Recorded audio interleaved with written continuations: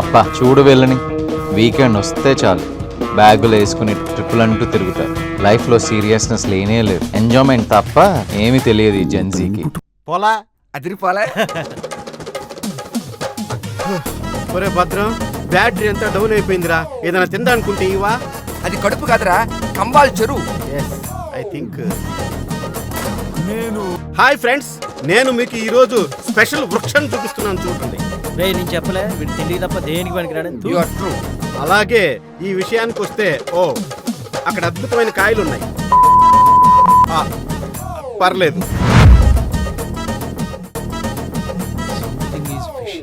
సరిపోయిందిరా.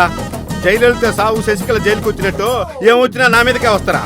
ఆ యాక్టర్లు కాదురా, అన్నలరా, చంపేస్తారంటరా.